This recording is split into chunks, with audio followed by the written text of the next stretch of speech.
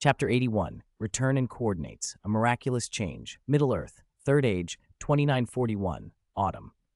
The lonely mountain, now emptied of smog, stood like an old man who had survived another winter and come spring found a small, grudging pulse of life in his bones. That vitality, however, felt like a last spurt before the end, breathed into being by the cost of countless lives. The sky above was a roiling gray, sunlight fighting through thick smoke to throw broken slants of light across the land. At the head of the assault, the dwarf army from the Iron Hills moved like a wall of iron. Clad in heavy armor, driving chariots and wielding battle axes and long spears, they surged toward the orc ranks with irresistible momentum. Small in stature, the dwarves nevertheless looked like giants of steel. Behind them came the allied human forces from Long Lake, equipment varied and ad hoc, but resolute and forming the second line. To the south, 3,000 wood-elven archers stood ready. As the dwarves swept forward, the elves raised their bows in perfect unison and loosed arrow after arrow until the sky over the orcs seemed to rain metal. Each volley toppled 1,000 men from the Orcish formations. Azog, the orc chieftain, watched from a rise and seethed. Orcs were expendable, in his view, but he could not abide such losses delivered at a single stroke. The orcs outnumbered their foes drastically, yet they could not endure that steady bleeding. At a new blast of command, warg riders surged up while the trolls from the rear hunched and charged. Great beasts swept into the fray. The great eagles came racing from the misty mountains, servants of Manwë and distantly akin to the Maiar, sweeping over the battlefield with airborne terror. Even the lesser eagles could overturn dozens, perhaps hundreds, of orcs with a single beat of their wings. Their talons could tear through the skull of a troll without effort. Thorondor himself, the king of eagles, rivaled even Smaug in might. Bjorn, skin changer and sworn enemy of the orcs, had taken the shape of a titanic bear and single-handedly smashed into the warg riders. Wherever he went, there were roars and screams. In minutes, he had cut through a flood of several thousand riders, yet even he was not content. He wheeled and charged again. Arrows, great beasts, chariots, catapults, the field had become a merciless meat grinder. Chaos reigned. In the empty hush of the lonely mountain, beneath an eastern archway, Eno watched the battle below. Whether in this life or the last, it was his first time seeing such a vast cold weapon battlefield up close. Against that scale, individual power felt almost negligible. Perhaps only some blazing otherworldly force might make a discernible difference here. He turned his hand over and looked at the elder wand he held. A clash of this magnitude was not something he could meaningfully affect now. The sensation of being pulled back came again. Resigned, he pushed off, mounted his broom, and flew away. He headed south. How long he rode he could not tell. The landscape slowly changed until he finally lowered his broom and landed. This time he did not reappear directly in the Wiltshire he had left. He stood on a narrow, quiet lane paved with blue bricks, 3 or 4 feet across and a few dozen meters long. The place felt oddly serene, quieter than Hogwarts, more tranquil than the Slytherin dormitory, more restful even than the wandering days with his teacher Hans.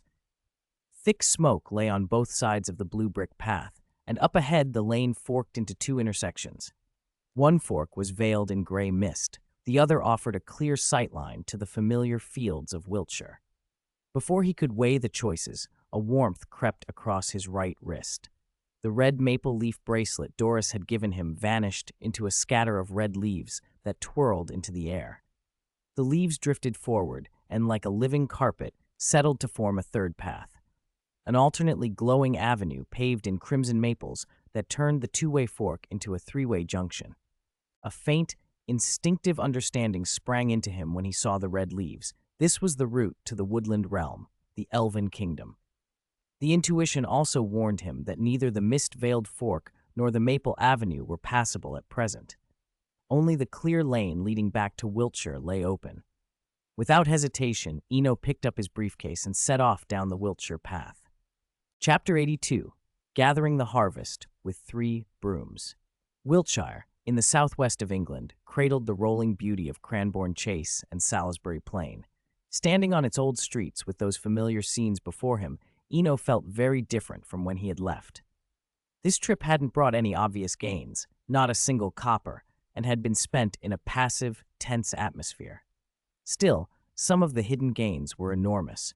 Simply having one more optional destination to travel to was a major prize. For the last 3 years, he had been forced to keep moving forward, never knowing what lay ahead. If it had been a bottomless abyss, he would have had to walk into it because there had been no choice. Now, however, the Wood Elves' realm existed as an alternative, so his future journeys could be chosen, not only endured. The second gain was time. And what did an underage wizard lack most, if not time? This trip to Middle-earth had lasted under 2 months at most, perhaps because of the story's constraints. But the mere possibility of choosing to stay in the Wood Elves' kingdom could stretch his available time by months, maybe half a year, without cost. Those would be months that didn't eat into his life. Looking ahead, the next 100 years in Middle-earth in the story would be blank. Staying quietly in the Wood Elf kingdom, even if all he did was read and sing, he was confident he could reach the magic of an adult wizard within 3 years. And then there was that strange blue brick path. Its miraculous alteration of him was undeniable. If it weren't for the International Statute of Wizarding Secrecy, Eno wanted to experiment right away. He had a persistent feeling he could step onto that blue brick road at any moment. The only remaining uncertainty was how time flowed there. If everything lined up perfectly, what would he need a life-saving die for? He wouldn't even need an undetectable extension charm box. An absolutely safe sanctuary would be his greatest trump. Even if he confronted Lord Voldemort, even if he angered the entire wizarding world, at least his personal safety wouldn't be at risk. On a quiet Wiltshire lane, Eno held his suitcase in one hand, pulled his wand with the other, and stood at the junction without using magic, waiting for transport back to London. The night bus was the obvious choice for speed and cost. Wiltshire was some 132 kilometers from London. A Muggle taxi would have emptied the few pounds in his pocket. He'd rented out his little place to Hermione for 7 years before the summer holiday, earning £50 in rent, hardly enough for a long taxi ride. He smiled at how meticulously Hermione had written up the rental agreement. A sudden screech of brakes cut through the air.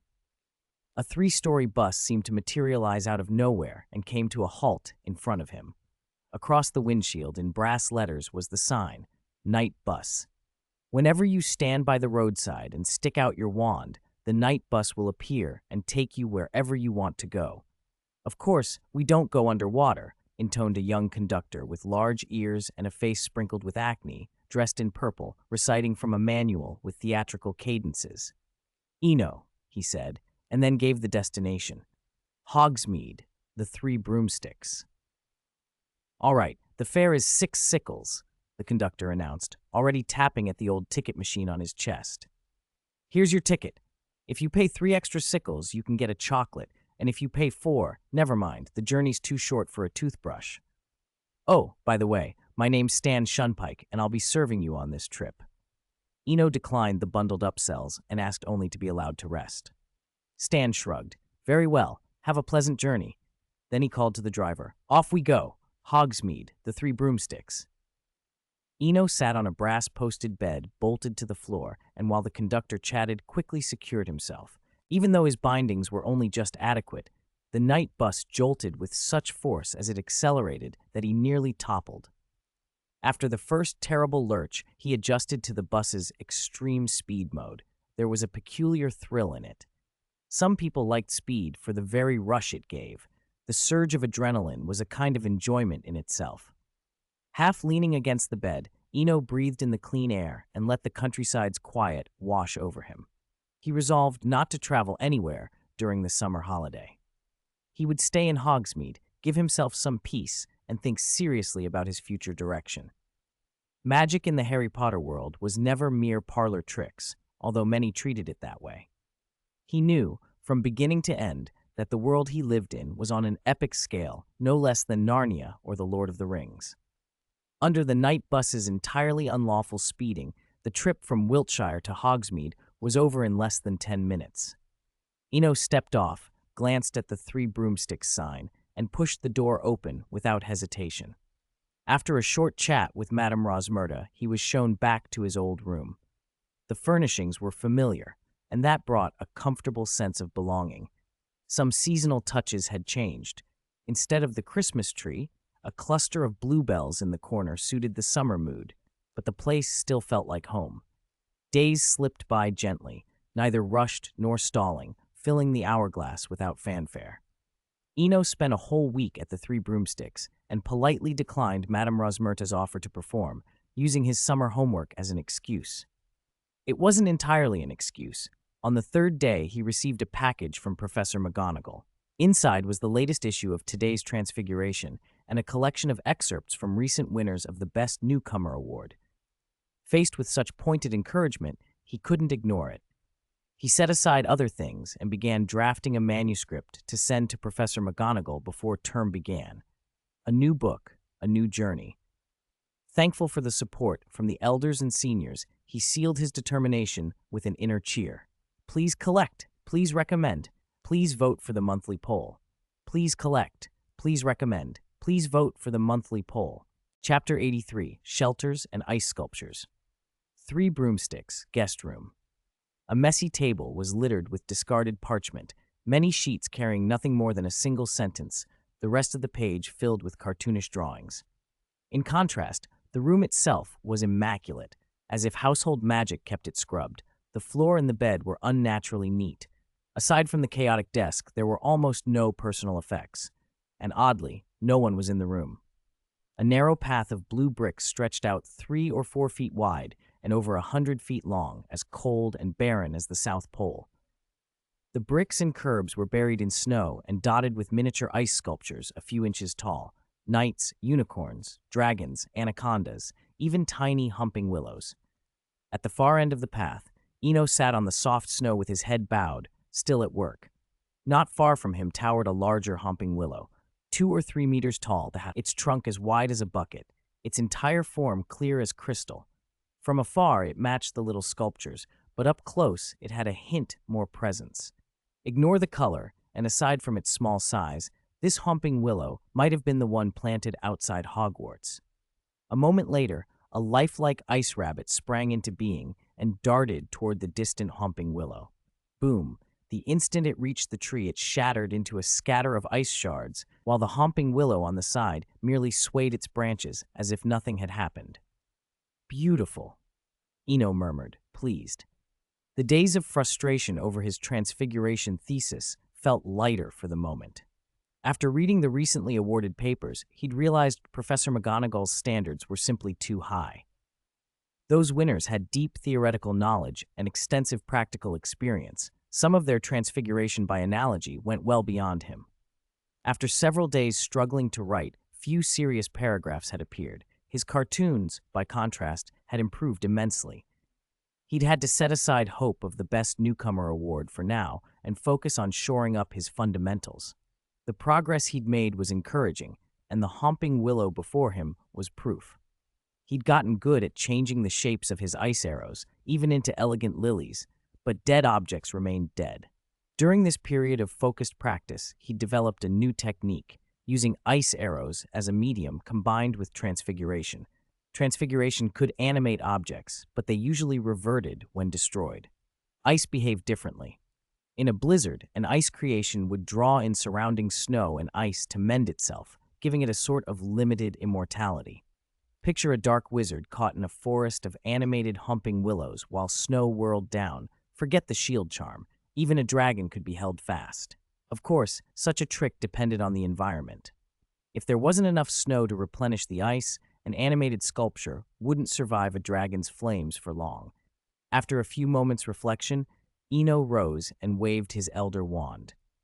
The 2-meter, densely branched humping willow snapped and reshaped into an Amazonian anaconda nearly 20 feet long and as thick as a bowl. Its ice-blue body slithered along the ground. Its hollow, frigid eyes didn't need to be aggressive to be terrifying. The scale of this animating transfiguration wasn't proof of masterful technique alone. What made it possible was the endless supply of ice and snow on the path, and Eno's innate affinity for controlling them. Transfiguration tended to be easiest when transforming items of similar volume. A child can change an apple into a pear, but only an expert like McGonagall could plausibly turn a matchstick into a cabinet. The environment did half the work here. As the snake glided over the snowy bricks, its size slowly increased, not dramatically, but noticeably. Hmm? Eno's attention snapped to something else. With a single thought, his figure vanished from the blue brick path, leaving the anaconda alone, winding along the frozen trail. Hogsmeade, outside the Three Broomsticks. Pansy pushed open the door, carrying a sizable stack of old parchment scrolls. She'd come to keep the promise she'd made on the train. After dinner, the previous night, she'd shown her parents Eno's final report and explained the year's events. Her father had immediately agreed to sell the Parkinson family's property in Hogsmeade and even offered a generous discount. After confirming matters with Draco by correspondence, she'd rushed to the Three Broomsticks and, under Madame Rosmerta's guidance, found herself outside the corner room on the third floor. She hesitated for a moment. Old-fashioned English decorum made a lady reluctant to go alone to a gentleman's room, but her father's words from after dinner echoed in her head. Since you've decided, act quickly. Hesitation lets others take what you want. Draco is better at these things than you. Don't let him beat you to it. She knocked, fingers tapping on the door. Inside, as Eno watched the anaconda's subtle growth, he felt the knock. Without hesitation, he vanished from the snowpath with a thought. He had grown fond of this little sanctuary. Time passed at the normal rate here. No strange time dilation like in some tales, but the ability to move between the refuge and the outside world at will, and to sense what went on beyond it, made up for any limitation. Absolute safety mattered more than any glamour. If supplies were plentiful, he could have imagined staying here indefinitely. At the sound of the knock, he opened the door immediately. Eno opened the door slowly and found Pansy standing there, a little nervous. Up close, he noticed she'd put on a touch of makeup. Her face, which was usually a bit thin and sharp, looked softer and fuller.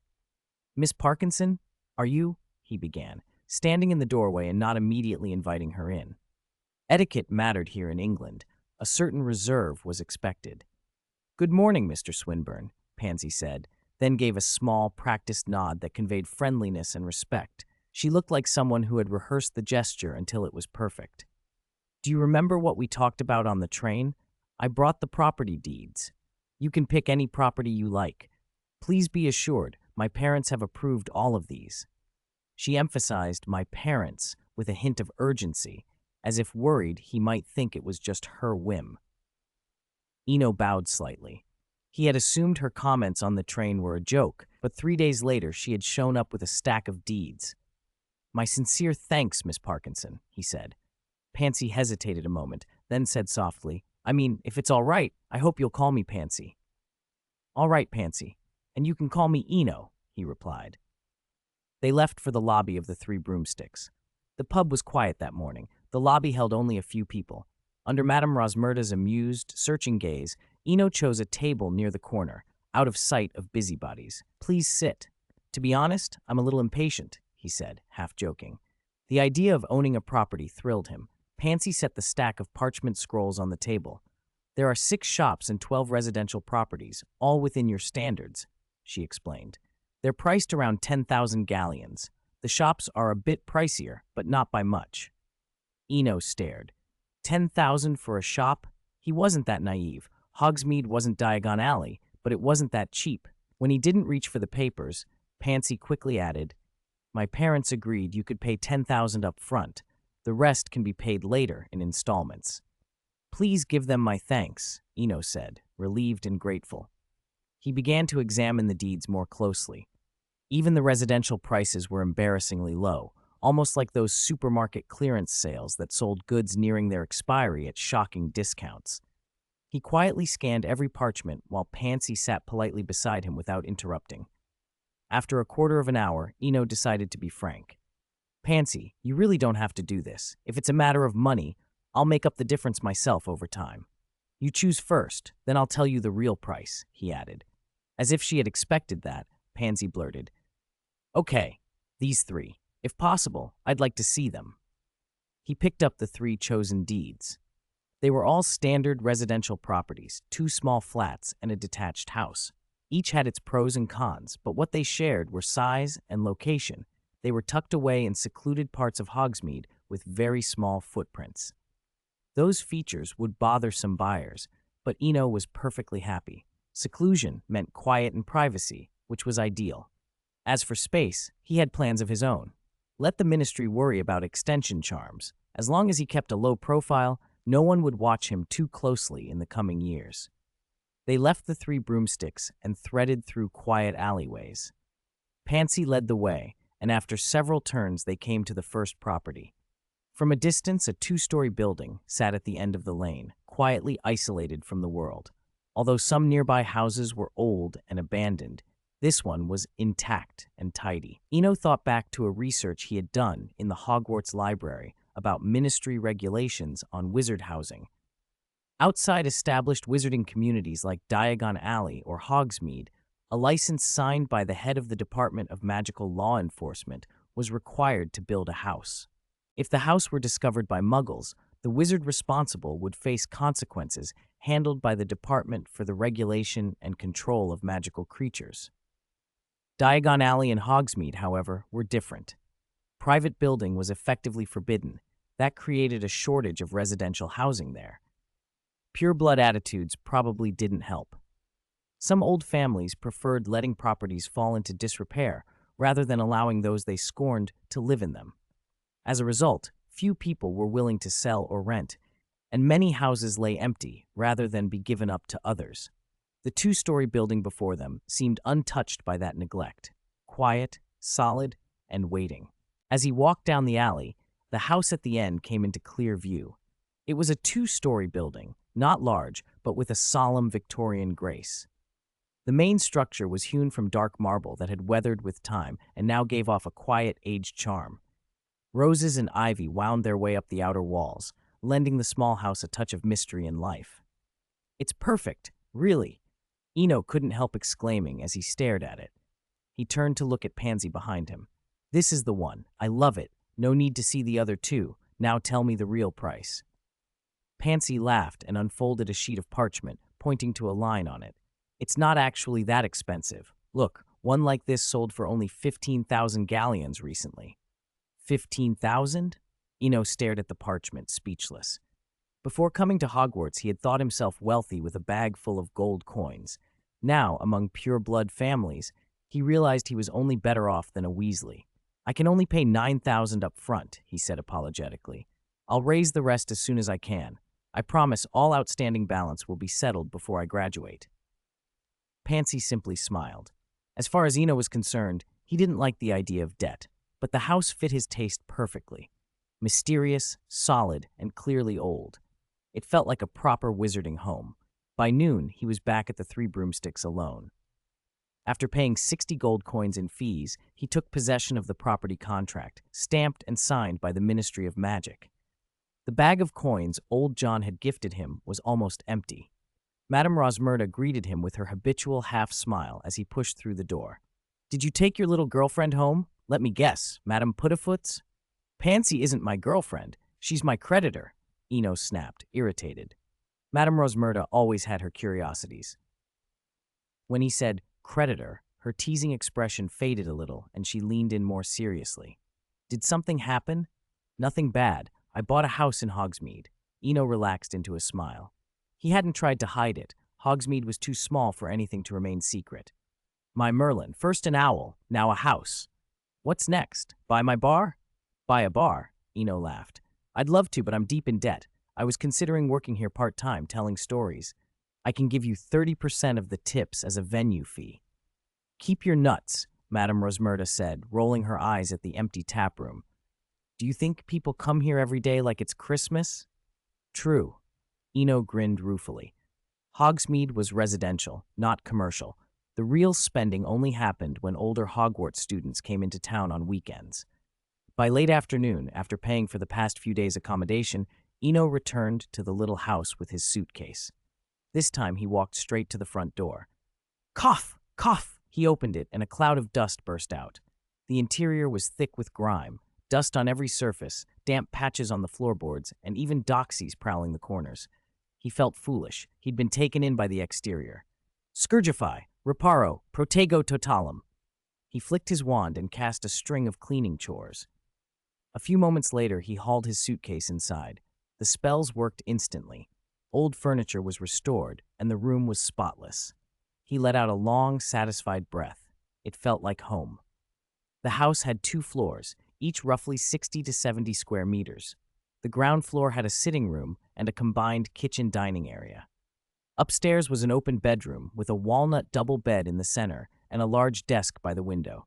The furnishings were bare, but Eno welcomed the space, more room for additions later. Time slipped past like a seeker on a new broom, swift and barely noticed.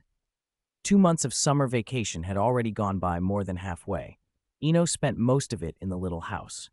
During the day, besides practicing magic, he went into the pine forest behind Hogsmeade and felled dead trees to make furniture, coffee tables, sofas, chairs, bookshelves, storage shelves. With a severing charm and sticking charm, building was as easy and satisfying as stacking blocks. One afternoon, an owl from Hogwarts delivered the second-year supplies list. As he read the string of book titles, he saw the name that everyone had been dreading, Gilderoy Lockhart, as the defense against the dark arts professor. Eno sighed. Compared with the elusive headmaster, he trusted Professor McGonagall much more, both from the snippets of correspondence they'd exchanged and from watching how she always seemed motivated by the students' welfare. If McGonagall were headmistress, she certainly wouldn't allow someone like Lockhart to teach at the school. He'd been thinking about whether to tell McGonagall about the so-called Chamber of Secrets.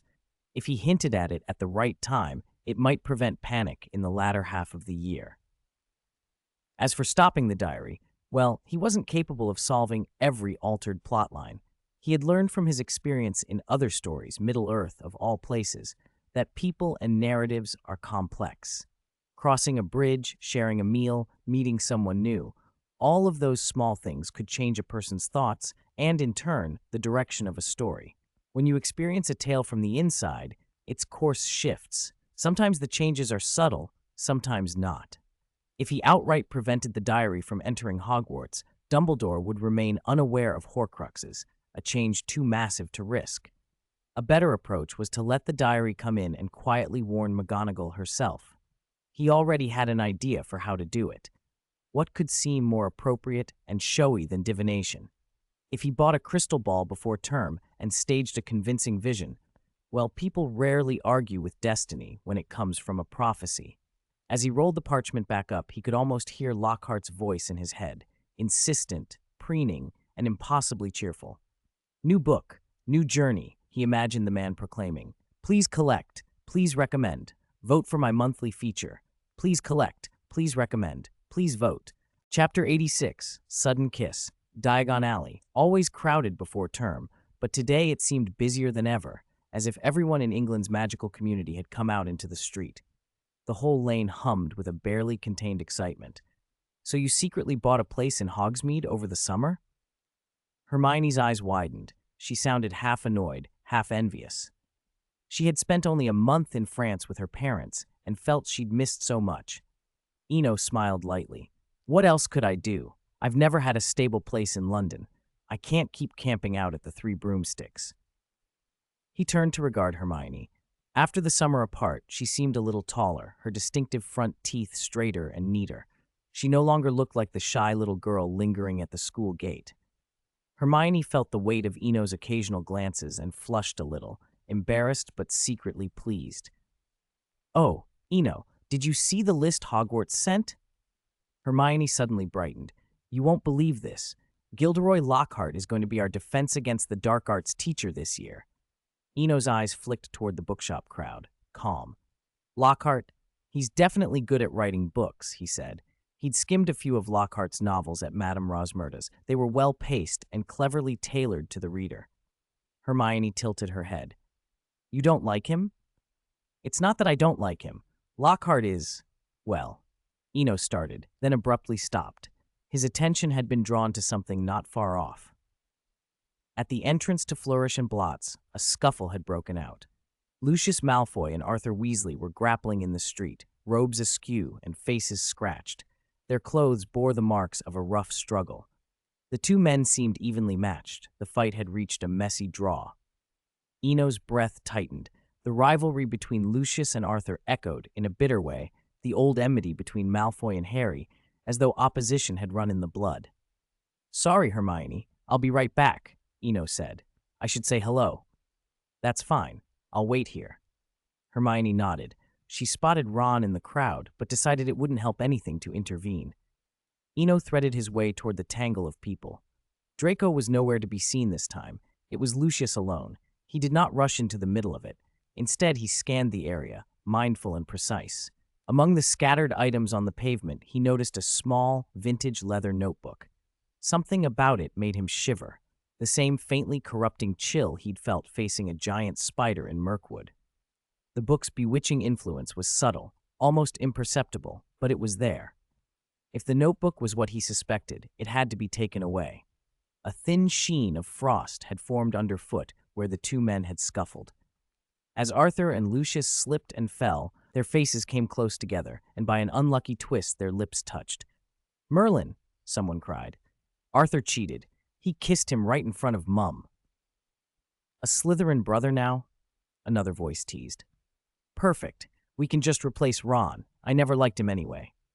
George and Fred, standing close by, kept up their banter while wide-eyed at the spectacle, not wanting to miss any detail. Molly scolded from the edge of the crowd. A few people clapped and whistled. The school year's excitement had turned into a show. Quietly, Eno dispelled the lingering magic and helped Lucius to his feet. "Good day, Uncle Lucius," he said in a tone that avoided mentioning the fight. Lucius looked up and forced a strained smile when he saw Eno. "You should go on your way," he muttered. "We can settle this later." Eno glanced around at the gathered faces. Lucius saw them too. "You're right. I should leave." As Lucius straightened and squeezed through the dispersing crowd, his eyes flicked to the Weasley children nearby. "Put your things away," he snapped. "They're all over the ground. This is the best your great father can give you?"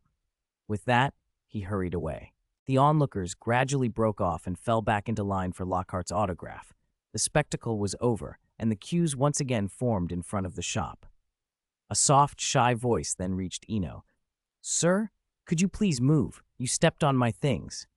He turned and saw a small girl with bright red hair and a timid face, clutching at her skirt. Several blank parchments lay scattered about like fallen leaves. "I'm sorry, I didn't mean to," Eno said. He crouched and picked the parchments up one by one.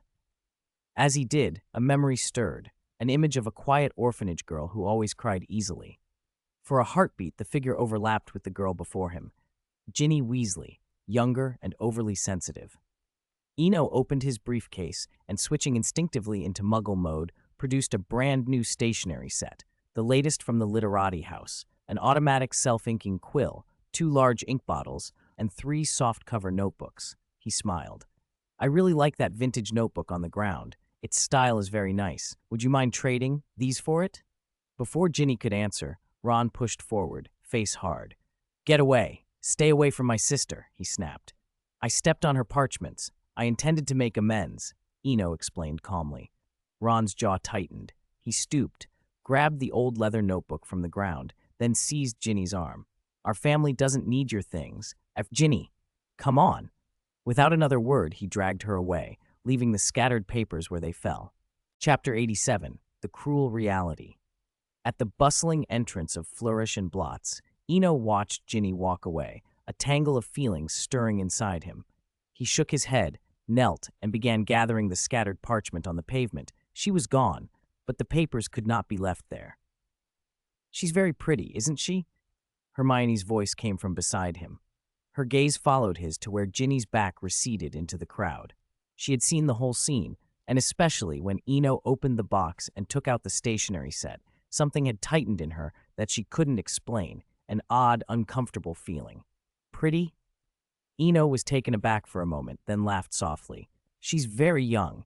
At most, she's like a cute girl next door." Right, like a little sister." Hermione nodded, a hint of pleasure in her tone. She changed the subject. "Hermione, do you think foolishness is something people are born with?" Hermione frowned slightly at the odd question, then answered seriously. "I don't think so. Very few people are born foolish. Most of it is shaped later by environment, by upbringing and experience. So foolishness is a moral failing." Eno stood after straightening the last parchment. Foolish people can't be truly kind because they can't tell right from wrong and act only on emotion. Foolishness is an incurable evil. He felt a little bored with the conversation. Arguing with people he considered foolish would only make him foolish too. Never mind. Let's not talk about this. Do you still need to buy books? If we queue now, we might still make it. Hermione glanced at the throng inside Flourish and Blots and decided against it. Let's buy them in a few days. School doesn't start for 2 weeks. She looked at the small case beside her and asked casually, "Did you get that stationery set in Hogsmeade? I haven't seen it in Diagon Alley." Stationery? Eno turned back. Hermione's feet were bare in a pair of white sandals with thin black straps that crossed over her instep and ankle, tied in a neat bow on top. The delicate shoes tapped a small stone by the curb as she spoke. "Do you want to go to Hogsmeade and have a look? I can take you on the wizarding bus. It only takes about 15 minutes. September 1st, 1992. A gentle breeze. The Hogwarts Express left King's Cross Station on schedule. In a compartment toward the rear of the train, Eno sat with his head against the window, watching the fields slide by. Across from him, Pansy chatted animatedly about her summer to Daphne, and snippets of laughter drifted over. Eno let his mind wander back over his own summer. Most of his vacation had been consumed by the same loop: revising essays, sending them to professors, revising again, sending more letters. He had learned by chance that Professor McGonagall lived in Hogsmeade, not far from his little house. Without an invitation, all he could do was correspond by owl. On the last day before term, McGonagall had finally relented. She didn't return his essay, but wrote back that she would forward it to the editorial department of today's Transfiguration. Bang! The compartment door was thrown open. Big news! Ha! Draco strode in, laughing before he even made it all the way through. If you don't want to tell it, go outside and laugh. Can't you see we're talking? Pansy snapped. She had been enjoying their conversation, up to a good part, only to be cut off. I'll tell you. I'll tell you. Draco waved his hands as he spoke, trying to mimic the shape of something in the air. A lot of people on the train saw Potter and his Weasley sidekick flying a muggle car that just went over our heads. So they're finished. Daphne frowned thoughtfully. If they could be seen from the train, muggles must have seen them too. Yes, they're finished. Draco was visibly excited, as if Ruing at last had been scratched. Eno, who had been listening quietly, asked, puzzled, "Why are they finished? Even if muggles saw them, isn't there the Department of Magical Accidents?" "Let me tell you." Daphne cut in before Pansy could speak.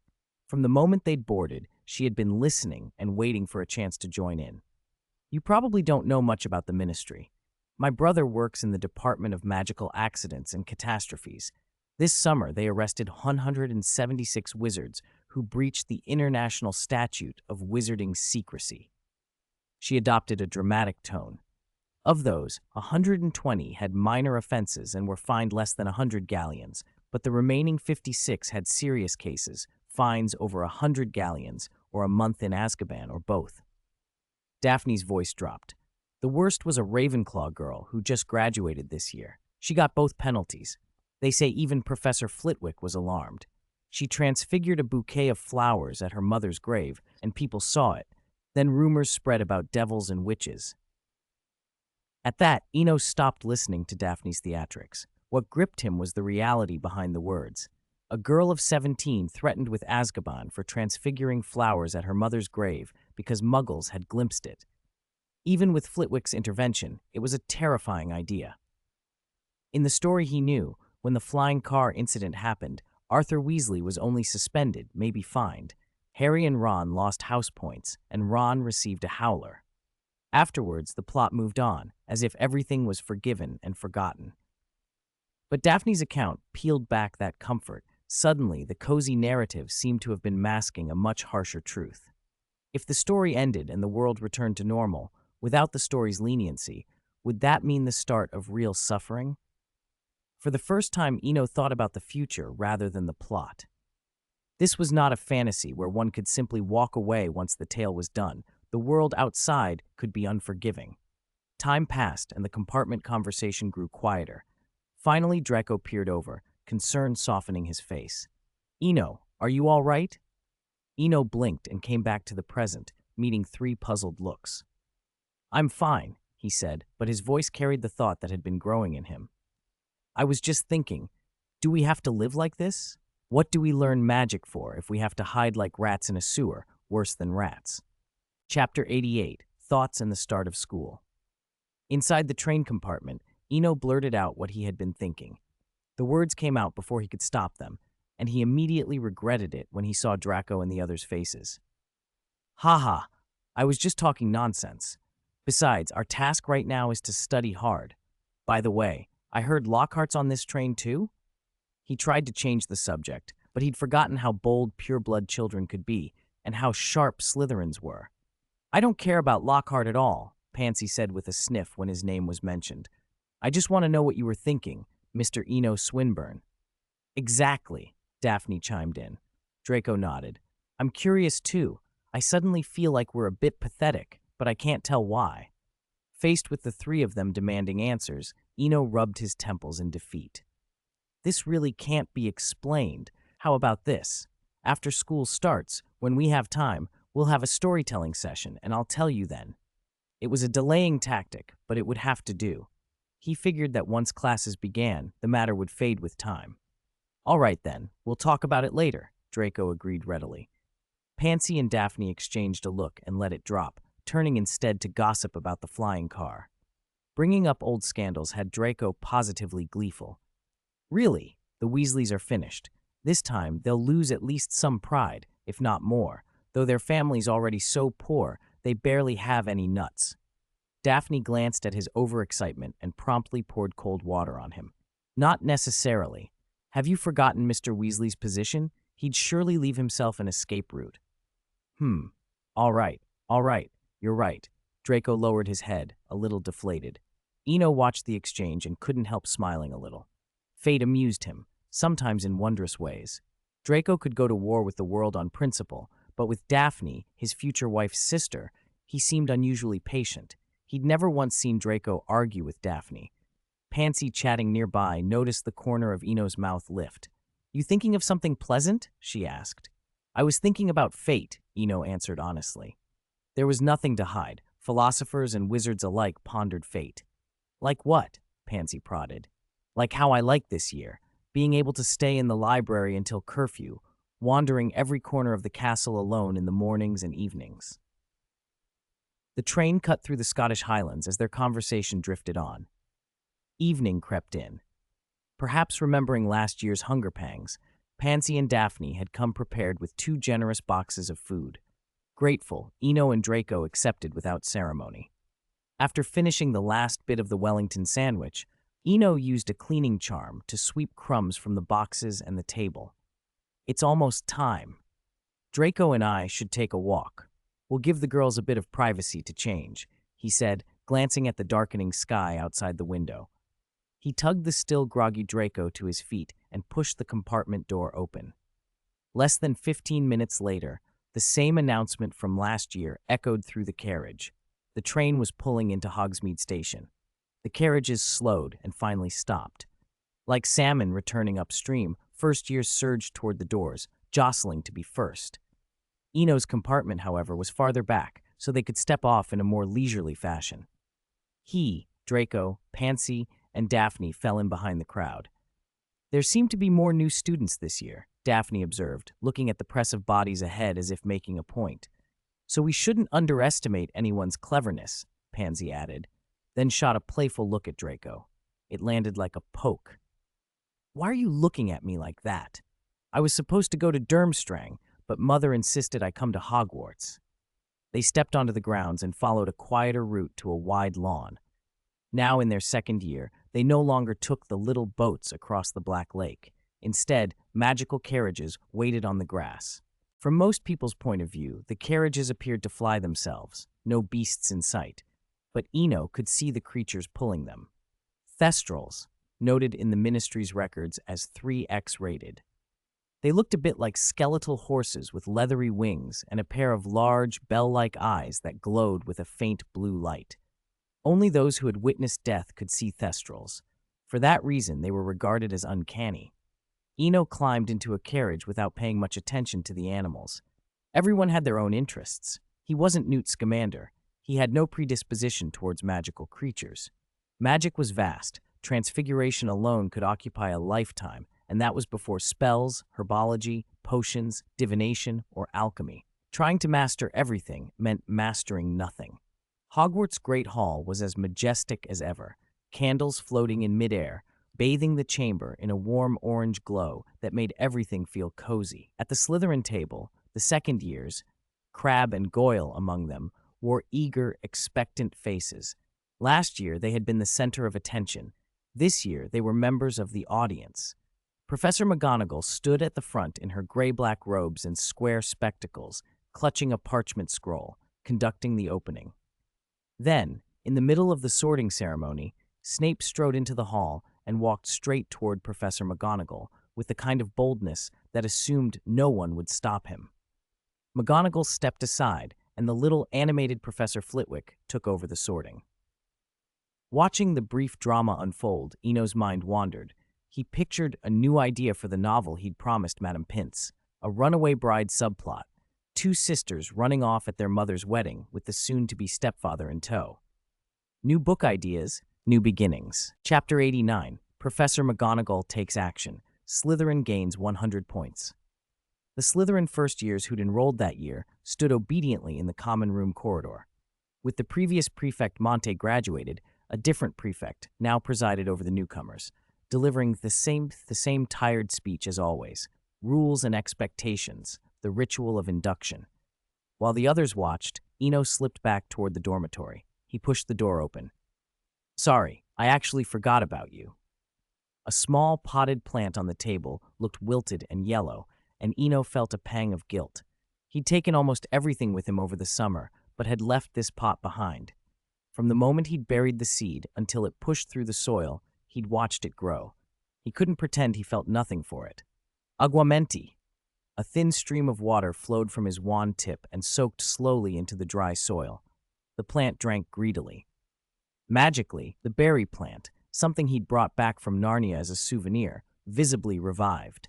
The ragged yellow leaves dropped away and were replaced by fresh, dewy green shoots. Eno stared, surprised. He hadn't expected such a reaction from a few casual berries. Even the ice flower he'd planted in an undetectable extension charm box couldn't compare. This simple pot felt unexpectedly memorable. "If I'd known, I would have taken more," he murmured, then shook his head. If he'd truly known what it was, he probably wouldn't have been able to bring it out at all. The fantasy world didn't judge by outcome, but by the honest state of your heart. If you thought a thing ordinary, even something as famous as Adam's golden apple could be removed without consequence. When the plant's sudden vigor faded and it settled back into a normal, healthy state, Eno let the matter drop for now. Tomorrow's plans were far more important. He turned away from the pot and slept without further incident.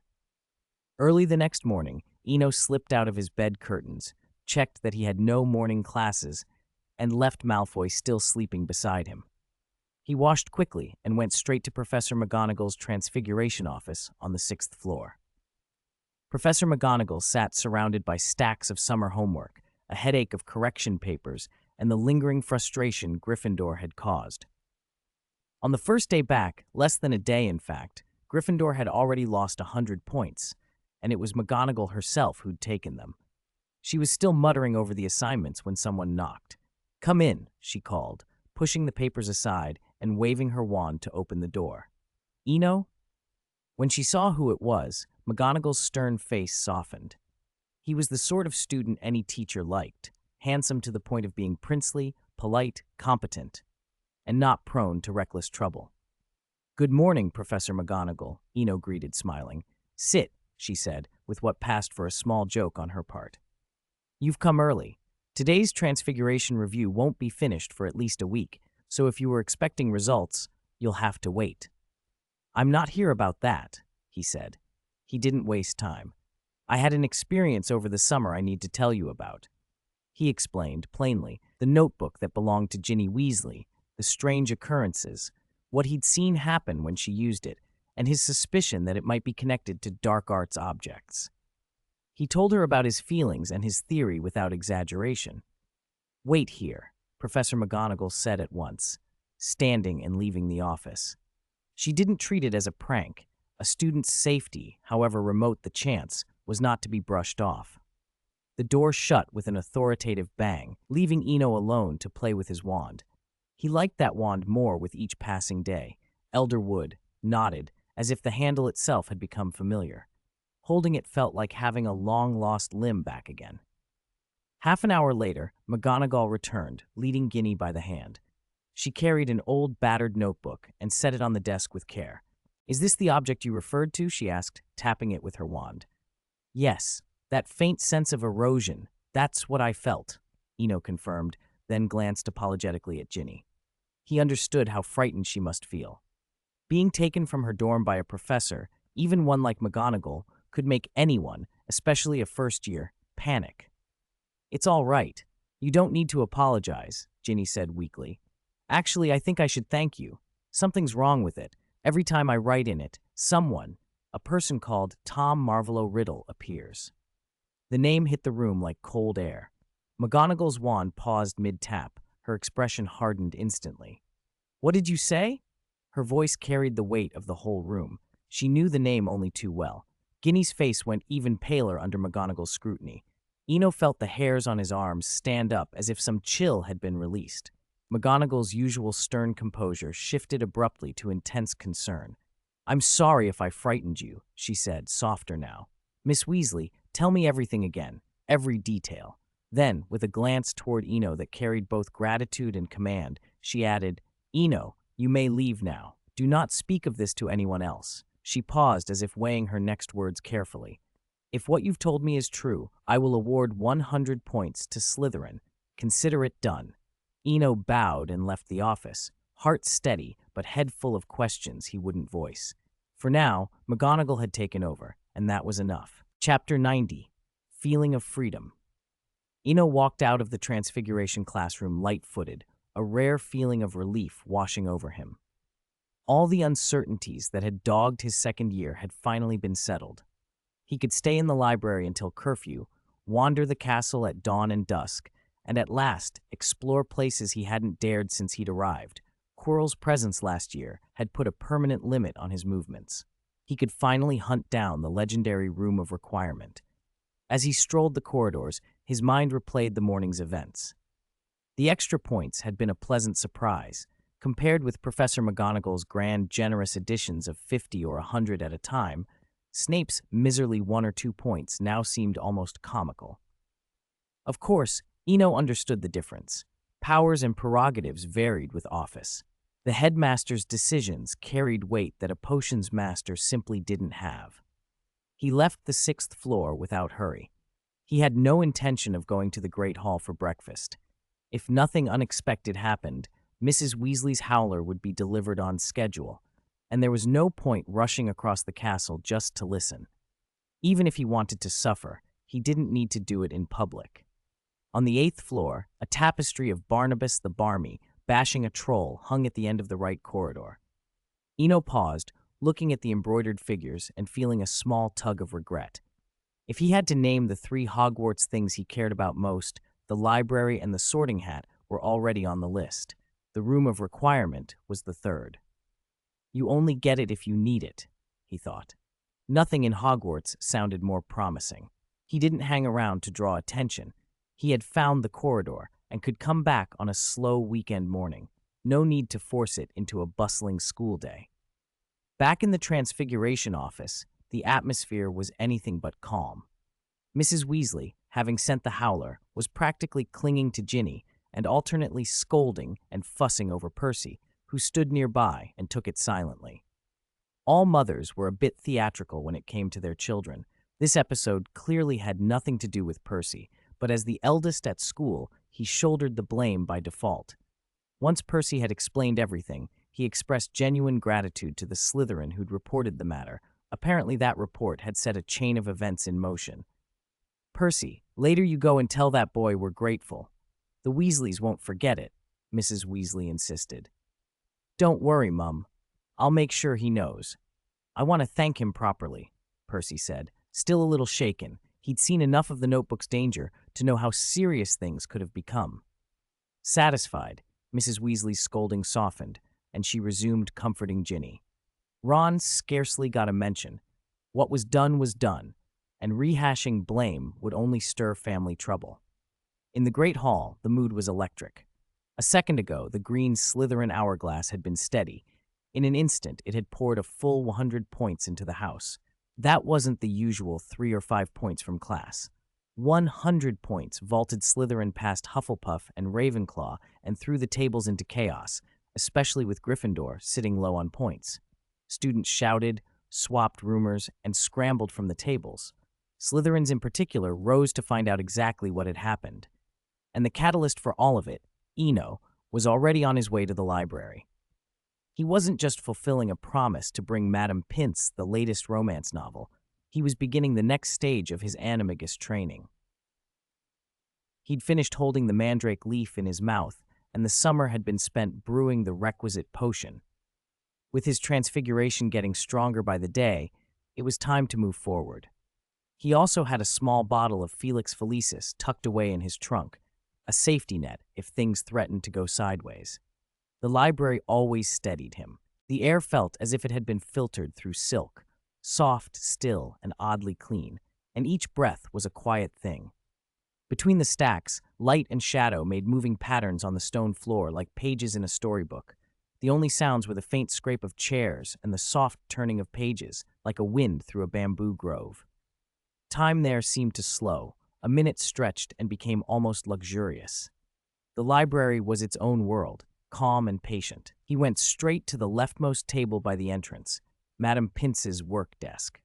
Not wanting to disturb the caretaker, who was buried in a book, he set his contribution down and slipped away. He paused once, marveling at the thought of a Hogsmeade literary quill that could spit out a novel overnight for 12 galleons. The idea that a quill could take ideas from the owner's mind and write them down as if possessed seemed like a magical cheat. A writing quill like Rita Skeeter's, every aspiring author's dream. Madame Pince did notice the book eventually. She'd seen the motion when it was set down, but, engrossed as she was, hadn't looked up. Curious, she opened the cover and read the title in neat type, My Soulmate Sister and the Ruthless Stepfather. The phrasing, the tone, it was unmistakable. She cradled the book like a small treasure and began to read.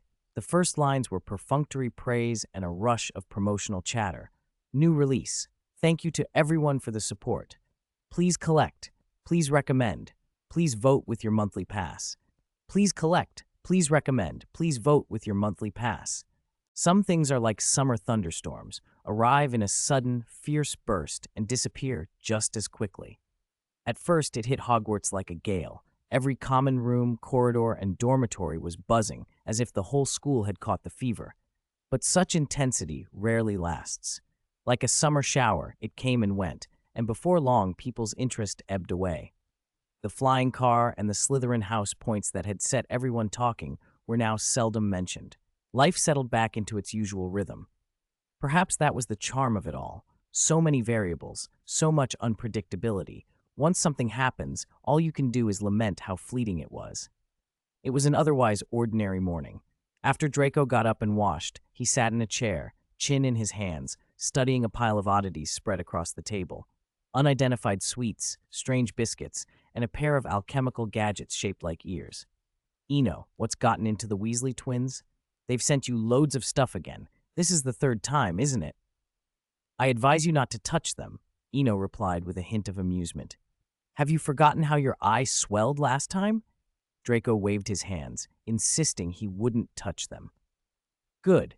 These are experimental products. If you actually ate one of those biscuits, it wouldn't stop at a black eye. Despite the warnings, Eno carefully gathered the prank items and tucked them away.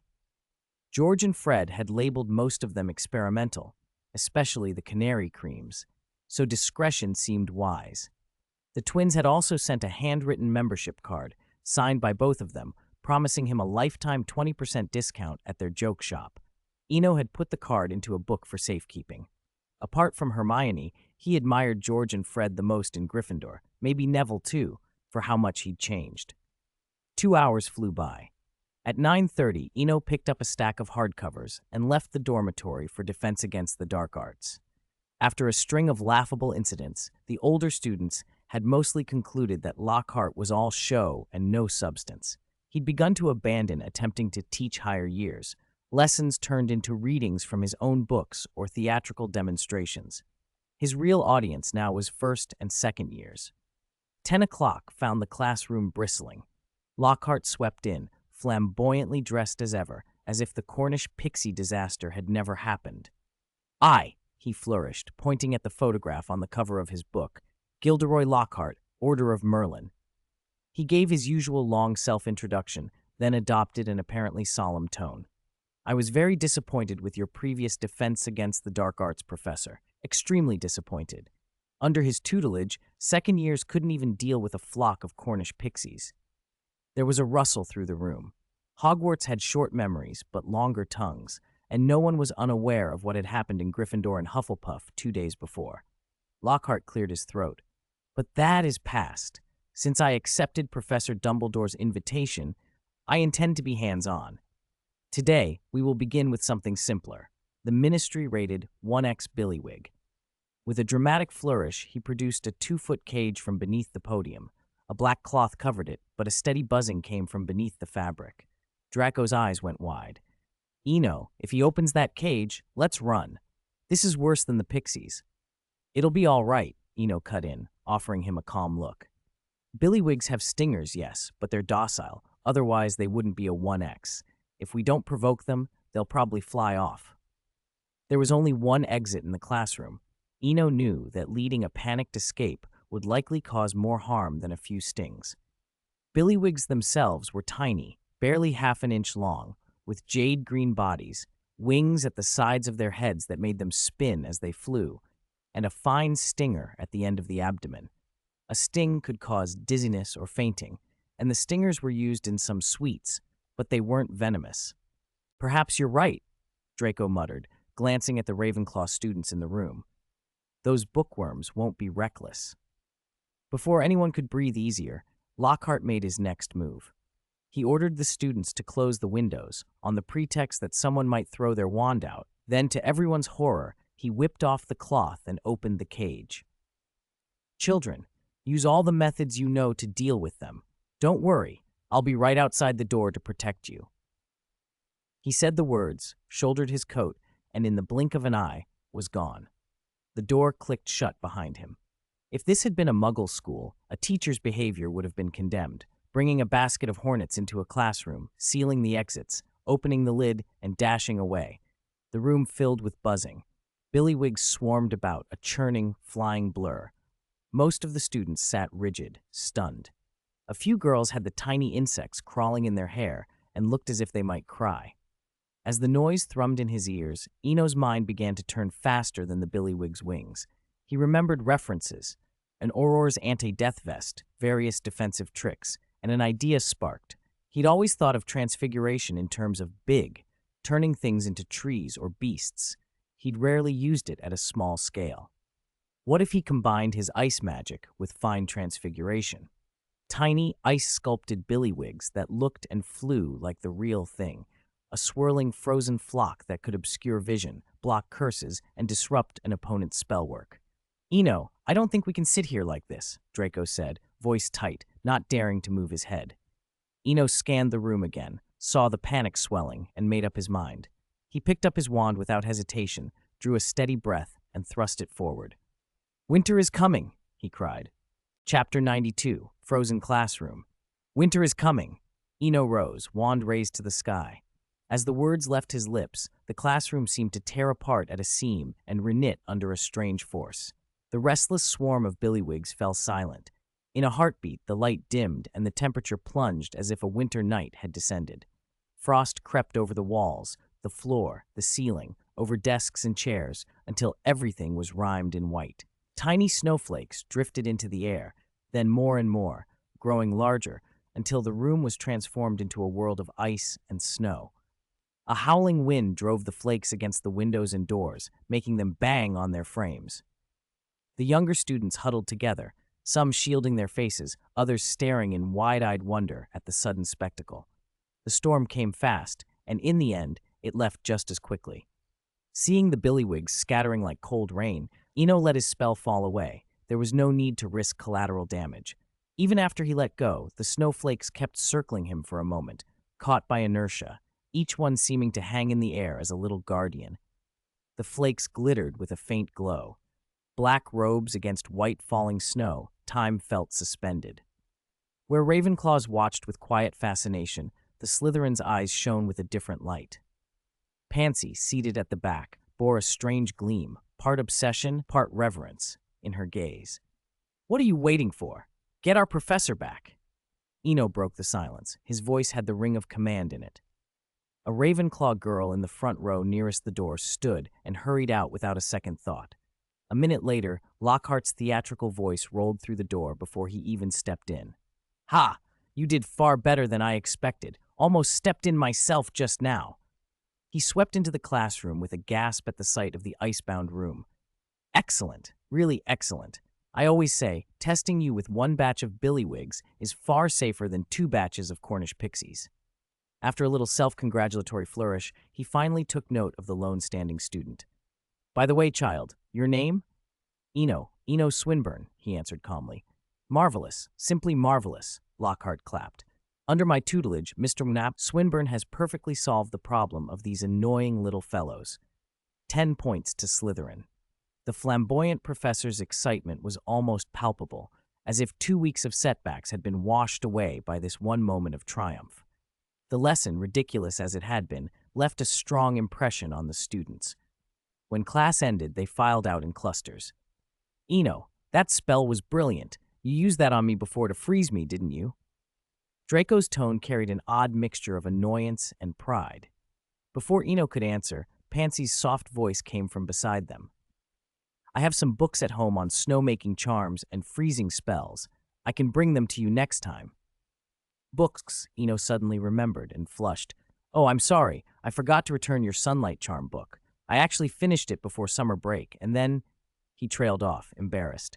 "It's fine," Pansy said lightly, her expression unchanged. "If it were mine, I would have given it to you anyway." "No, it's my fault. I'll find it and bring it back, and I really appreciate the offer. I'd like to learn more about those spells." Eno spoke politely. He was genuinely curious and eager to learn. Hogwarts' curriculum left much to be desired in breadth. Over 7 years, many students learned fewer than 50 distinct spells, with basic charms like the summoning charm or simple healing repeated year after year. More advanced works, like Miranda Goshawk's Standard Book of Spells, were locked away in the restricted section for a reason. Still, the chance to pick up a few new techniques from another student felt valuable. Pansy smiled faintly. "I'll write to my parents tonight and ask them to send the books. I won't bother you anymore." She turned and walked away with quiet grace. Draco watched her go and murmured, "Have you noticed? She's different, suddenly." "In what way?" Eno watched Pansy's retreating figure. "Maybe the billywigs frightened her, but I think it's a good change." "A good change," Draco sounded doubtful. "Yes," Eno said firmly. "It's like a rose losing its thorns. She's not less strong, she's just calmer, growing stronger from the inside rather than showing it with sharp edges." Draco shrugged, only half convinced. Then he changed the subject. "With those 10 points, you've earned 125 for Slytherin this term. We're on track to win the House Cup again." Eno offered a small, non-committal smile at Draco's smugness. The student years were full of small obsessions, points, rivalries, triumphs, that felt enormous at the time. For now, he would indulge them. "Draco, you're right. This year, I think no one will take the cup from us. The castle feels safe." He spoke with the surety of youth, content to be part of the game and its small lake shining prizes. Although he had never seen Los Angeles at 4 in the morning, Eno could describe Hogwarts at 6 with clarity. At 6, the castle was still half asleep. The sky was a deep blue-black. The stars had not yet completely faded, a few of them still twinkling. Most of the castle had not fully woken. Only a handful of early-rising portraits were rubbing their sleepy eyes. The corridors were unnervingly quiet. Not completely silent. Distant classrooms yielded faint whispers and the rustle of some small magical creature, but quiet enough that the breeze slipping through carried the clean scent of grass and the forbidden forest, with the faint tang of magic riding it. On the 8th floor, Eno stood before the tapestry that hid the room of requirement. "I want to enter Old John's old town. I want to enter Old John's old town," he repeated to himself, pacing back and forth and concentrating. After a moment, a smooth patch of wall formed. He pushed through without hesitation. Inside was a hazy gray space. There were no buildings, no square, not even a sky, only an impression of solidity beneath his feet that kept him from thinking it was simply a void. He left, returned to the tapestry, and spoke again. "I want to enter a world of ice and snow. I want to enter a world of ice and snow." The room obligingly reshaped itself into a pristine white expanse. Standing on the ice plain, Eno felt a calm that loosened his shoulders and cleared his mind. The cold that filled his lungs was sharp and invigorating. The sensation sank into him and left something like peace. Each crunch of snow underfoot cut deep footprints. The vast, empty whiteness made him feel small and, paradoxically, at rest. He scooped up a handful of snow and tossed it into the air. The falling flakes turned into billywigs. No wand, no spoken charm. It wasn't wandless transfiguration as he'd learned it. It felt more like an instinct, an extension of himself. Like a fish with water and a bird with air, he seemed born to be at ease with frost. He wandered without purpose. Time spread out and softened. When he leaned back as if to lie in the snow, a high-backed chair of fused ice rose up from the ground and caught him just before he hit the surface. "Saves me from buying furniture," he said with a light chuckle and took the seat. One hand propped his chin, the other tapped the crystalline armrest idly. He'd come to examine what the room could do. He'd been deliberately asking for simple, contained scenes to avoid unexpected complications. Even so, the room had not always obliged. Some things it refused to manifest. That made him wonder whether stories were always separate from reality, like two parallel lines. Or, as in the tale of Elder Mother, perhaps everything was a dream. "I can't think about it anymore," he muttered, and a handful of snow gathered in his palms. He rubbed it over his face as if washing, laughing at himself for getting so philosophical in a place that granted wishes. The morning in the snow had given him more than calm. His control over ice had sharpened. He felt he could shape cold without a wand now. That was enough. Staying would have been greed. Deeper down, he admitted, he was a little afraid to linger. The room answered wishes. In a place that made thinking too easy, his thoughts might become dangerous. He stood and told himself he needed to go water the flowers, a good excuse to leave. Back in the corridor, the staircases moved in the same lazy, unpredictable way they always did. He pictured an ice slide to speed his descent. Going down, he reminded himself, was always slower than going up. The castle measured itself in staircases and wrong turns. Outside the corridor's dusty windows, the sky had not yet brightened.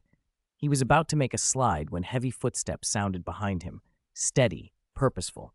Thump, thump, thump. He stopped the idea. He knew how quickly a surprise encounter with Filch could sour a morning. Even a casual prank would bring endless nagging. He turned to see an old man in a moon-white robe and a pink and blue sleeping cap. The cap made the outfit oddly playful, unique even amid Hogwarts' eccentricities. "Good morning, Professor Dumbledore," Eno said as he always did when he saw the headmaster at off hours. "Good morning, Eno," Dumbledore replied, smiling and adjusting the crooked cap. "It seems you've just been somewhere rather interesting?" "Interesting, perhaps." Eno glanced at the tapestry. "You know about this room, of course. The come-and-go room. Marvelous, isn't it? But that's not quite what I meant." A gleam of something like understanding flitted across Dumbledore's eyes. He lifted a hand, and the bare stretch of wall where the tapestry hung smoothed into a full-length mirror. Eno looked and suddenly understood. There was a subtle change in his reflection. He still looked like himself, handsome enough, but his amber irises had paled, as if painted with water on paper. Dark brown hair now held faint streaks of azure whenever the candlelight caught it. The changes were slight, but changes nonetheless. The implication came with a chill. The surge in his control over ice in the room of requirement seemed to have had a cost. His eyes and hair were quietly shifting toward the appearance associated with the White Witch, traits of the Charn royal bloodline from another world. It was the most plausible explanation, though not the only one. He thought back to their defense against the dark arts lesson a few days earlier. His behavior then now seemed to reflect influences he hadn't noticed. Since the start of the school year, his manner had altered, and he'd acted differently without realizing it. If any of this had happened in his first year, he would have been secretive, masking what he could, hiding spells and fleeing scrutiny. Now, looking back, he realized he'd even boldly frozen an entire classroom. Whatever was changing him had begun to tug at his personality as well as his appearance. Dawn had not yet broken, but the eastern sky was already bright. A faint light slipped through the windows, washing the flagstone corridor of the castle in a soft glow. Magical torches along the walls flickered as if they might gutter out at any moment. In the half-light, Dumbledore spoke slowly. "We haven't spoken in a long time. My office is on this floor. Would you care to join me for breakfast?" Faced with the sudden invitation, Eno paused, then smiled. "Of course, Professor. It would be my honor. And it saves us from the crowded Great Hall later." He had known, ever since he decided to hand Tom's notebook to Professor McGonagall, that this day would come sooner or later. There was no running from it. The headmaster's office was reached from the 8th floor corridor, but it sat in its own tower. Eno followed Dumbledore until they came to a door guarded by a great stone beast. "Fizzing Whizbees," Dumbledore said without hesitation. He turned, amused. "Only Honeydukes adds billywig stings, makes their sweets taste the most authentic." "In that case, we're lucky to have a defense against the dark arts professor who collects magical creatures with such enthusiasm," Eno said, his tone tinged with displeasure. After their last frank conversation, he no longer felt the old resistance toward the headmaster. Dumbledore laughed. "Many people are dissatisfied with Lockhart, Minerva included. But Lockhart has his uses. More important than learning a few extra spells is cultivating the right qualities, so young witches and wizards understand the consequences of vanity, pride, and arrogance." Eno considered the old man's words. There was truth in them. Character did matter in the long run. "Perhaps you're right," he conceded, "but without ability, young wizards will have no way to save themselves when danger comes. In a fight for survival, character doesn't keep you warm." "It seems we disagree," Dumbledore said, smiling, "but we can talk about it over breakfast." The stone guardian unlatched and swung aside, revealing a spiral staircase and, beyond it, a shining oak door with a brass knocker shaped like a hippogriff. The office was a bright, circular room lined with portraits of past headmasters and headmistresses. Most were asleep and snoring softly. A large desk sat in the center, covered with intricate silver instruments. Dumbledore led Eno to a small table and motioned toward a cupboard. "Sit, please. For now we'll make do with sweets. The kitchens will be some time preparing breakfast, and even as headmaster I cannot change that." He opened the cupboard and set out jars of colorful candy. Briefly, Eno's eyes flicked to a different object behind the jars, a pensieve, its origins murky and its method of creation lost to most. Dumbledore placed a selection of confections on the table and sank into a chair. "You were right," Dumbledore said. "In the face of life, many things seem less important." He returned to their earlier conversation. "Both the wizarding world and the Muggle world have known relative peace for some years now. In such times, character becomes all the more important. One Lockhart is already more than enough." Eno laughed. "Professor, I won't argue. I came for breakfast and a pleasant talk, perhaps about composition or music." Dumbledore watched the gray-blue morning outside the window, a thoughtful light in his eyes, then steered the conversation down a different path. "Or we can talk about magic, Eno. Tell me, what do you think magic is?" The question felt like a test. Dumbledore had asked the same of another student decades before. Eno decided honesty was best. He had protections, occlumency, and cold defenses that could shield his thoughts, but he also felt no desire to deceive the headmaster. He had no ambition to become some third-generation Dark Lord. He only wanted a quiet life. "Magic is a miracle," he said. "It's what kept me alive. Before Hogwarts, I earned my keep with divination. Without magic, I might have frozen under a bridge or starved by the Thames. No matter what others call it, for me that's what magic is. It lets me live as I choose and protect what I have." He met Dumbledore's gaze without flinching. The office fell into a hush. Even the portraits reduced their snoring to a murmur. After a long moment, Dumbledore smiled and his voice softened. "Thank you for your trust," he said. "As an old man, one cannot help but think of what comes after. People flatter me as the greatest wizard of the 20th century. Flattery I do not accept. But as headmaster of Hogwarts, I wish for nothing more than the genuine happiness of every young witch and wizard who comes here." He removed his spectacles, revealing deep azure eyes in which a subtle mist seemed to gather, lending them a gentler, more vulnerable look. "A crown, leadership, means protection. In times of disaster, it should shield rather than exalt. You, Eno, understand what that duty means." Eno shook his head slightly, earnest. "You deserve the title, Professor. You've kept Hogwarts safe. In all the years since you became headmaster in 1944, decades now, no student has died accidentally within these walls.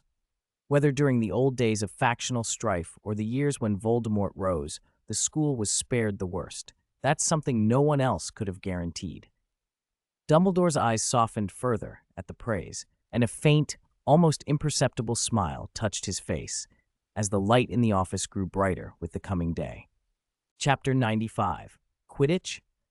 "I'm a professional cheerleader." Dawn crept in without anyone noticing. A single pale ray slipped through the heavy clouds and found its way through the curtains like a polished golden thread. Light and shadow mottled the drapes. As they stirred, the moving patterns danced over the wall like a troop of mooncalves. On the large desk, an English breakfast was laid out neatly, filling the room with a warm, inviting scent. Golden fried eggs rested quietly on a plate, their edges a little curled and radiating a homey warmth. Beside them sat perfectly toasted bread, lightly browned and smelling faintly weedy. A pot of steaming tea sent wisps of steam into the air, mingling with the breakfast aromas. A small dish of jam, raspberry red against blueberry blue, added a bright touch, and a plate of freshly cut fruit at the corner gleamed in the morning light. Translucent grapes, rosy apple slices, and yellow banana rounds. The office felt calm and warm in the sunlight. Eno picked up his teacup and tapped the pristine white rim once with his right index finger. The scalding black tea cooled in an instant to a comfortable lukewarm heat. He drained it in one swallow and sighed. "I still prefer jasmine tea to black," he said, "that hint of sweetness in the bitterness." Dumbledore smiled. "That's a very practical charm. Some impatient sorts would appreciate it." Eno set the cup down and half-joked, "Then they're doomed to be disappointed. Just as many people like phoenixes, the phoenix only ever likes the Dumbledore family." He didn't mean to be sharp. He was deflecting. Dumbledore hadn't mentioned freezing the Defense Against the Dark Arts classroom from start to finish, or the subtle change in hair and eye color. Some things the headmaster could allow to go unspoken, but he could not pretend they hadn't happened. By joking about bloodlines, Eno steered attention away from himself. If anyone were curious, they'd look into the Swinburne name instead. Dumbledore nodded. "Yes, some people are destined to be disappointed. No one can claim to fully understand magic, not even Merlin. Take Miss Tonks a few years back. Who expected her to be a metamorphmagus? She woke one morning and her hair was purple." As Dumbledore rambled about the past, Eno felt how pleasant it was to talk with someone bright and patient. He admired the headmaster's way of handling things, subtle, considerate, always ready with contingencies and excuses. A metamorphmagus, Dumbledore had said, someone who could change appearance at will without polyjuice, very useful for an auror. Mentioning Tonks, Dumbledore had also been reassuring. Small changes in appearance were nothing unprecedented. Time moved on quietly. After breakfast at 8:30, Eno left the headmaster's office. The meeting had gone well. He'd voiced his concerns and eased Dumbledore's worries, and he'd steered the conversation back to Harry by suggesting, lightly, that Harry carried a faint aura of danger and charm, similar to that mysterious notebook, though much weaker. He strolled down the 8th-floor corridor, the blue stone slabs cool underfoot. It was the weekend, but already students had begun to appear, so he gave up any thought of lingering in the stairwell like a lazy boy and drifted down the moving stairs, floor by floor. He finally had a rare moment to think. The bloodline issue was true. He hadn't lied to Dumbledore, but his own transformation remained puzzling. Had the Room of Requirement done something special? Had he simply stopped suppressing parts of himself these last weeks? With the question in his mind, he headed toward the Slytherin common room. He turned the dormitory doorknob and pushed the door open. Surprisingly, Draco had woken early, an unusual sight, since the blonde prince of procrastination normally slept until noon on weekends. Today, Draco was already dressed and sitting at the round table, eyes bright, staring at 7 long packages laid out in a neat row and wrapped in brown craft paper, each sealed tight. Eno glanced at the dormitory clock. 9 o'clock. Draco had definitely risen early. "Did you rob a Quidditch shop?" Eno teased as he stepped in. "You look dazed, deciding whether to turn yourself into an auror later?" Draco jumped, then beamed. "You're back. I've been waiting. 7 broomsticks. Nimbus 2001s. He pointed proudly at the parcels. "Eno, want to play Quidditch? Pick a position and I'll talk to Flint. It'll be a sure thing." Before Eno could answer, Draco added sheepishly, "But could you not choose Seeker? I want a proper showdown with Scarhead." Eno laughed. "Don't worry, I won't steal your spot. Go play. Me, I'd rather be a professional cheerleader." "A professional cheerleader?" Draco frowned. "Yes, someone who gets the crowd hyped before a match." "Isn't that what the commentators do?"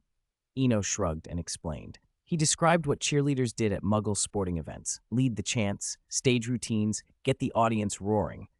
He'd had the idea before, back when he discovered the accordion could be used for composition, but as a new student, while Quirrell had been running amok, he'd pushed the thought aside. Now, with the classroom incident frozen behind him and low profile no longer serving him, the urge to perform had returned. He could picture it: remixed anthems and rousing chimes, a handful of catchy numbers, The Cup of Life, The Time of Our Lives, even Waka Waka, reworked for Quidditch crowds. Change a few lyrics, teach a few simple routines, and he could turn a Quidditch match into a spectacle. If it caught on, if he could perform at something like the Quidditch World Cup in his 4th year before a crowd of thousands, he could earn enough to pay back the 6,000 galleons he owed Pansy. Being in debt felt terrible. If he could do this, he could clear his name and his accounts, and more importantly, do what he loved. Draco, eyes widening, pictured the idea.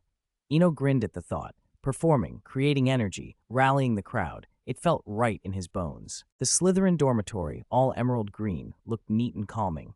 A clock hung on the wall, its second hand turning slowly and evenly. Tick-tock. "Eno, although, well, what you said is true. But today is my first Quidditch training. Will you come watch?" Draco breathed a relieved sigh when he learned Eno wouldn't be taking his Seeker spot. But when he heard Eno would only be a cheerleader and wouldn't actually play, his face fell, like a puppy that had just been left behind. He lingered at the doorway, 7 brooms clutched in his arms, looking hopeful and helpless all at once. Eno couldn't stand the expression on his face. "All right, I'll go. You can go have breakfast now or find Flint to sort out the broom assignments. I'll be at the Quidditch pitch in an hour." "Good, it's a deal," Draco said, overjoyed, and hurried out. The door shut behind him, and Eno vanished from the room. Eno preferred to call his private place the Sanctuary rather than the Fantasy Path. The name suited it better. Being there felt like a shelter, a place of absolute security. On the dozens of meters-long path inside the sanctuary, a single suitcase lay conspicuously. He'd come to take out his accordion and compose some new Quidditch tunes for the rest of the year. But the environment had changed so much he couldn't focus on music. The ice and snow had disappeared. In their place coiled a frost Amazon anaconda, barrel-thick and more than 10 meters long, glossy and pale, a thing of carved ice. The memory of leaving the 3 broomsticks in a hurry because Pansy's knock had interrupted his transfiguration came back. He'd meant to dispel it, but hadn't. He had not expected the transfigured snake to grow over the summer, to have devoured the surrounding ice and snow, and even to shift color. He tried to reason it out. Glacial ice can change under prolonged freezing, impurities in light can alter hues. But a transfigured creature increasing by a whole circumference in a few months was new to him. The anaconda, which had once lain like a motionless sculpture, seemed to be waking.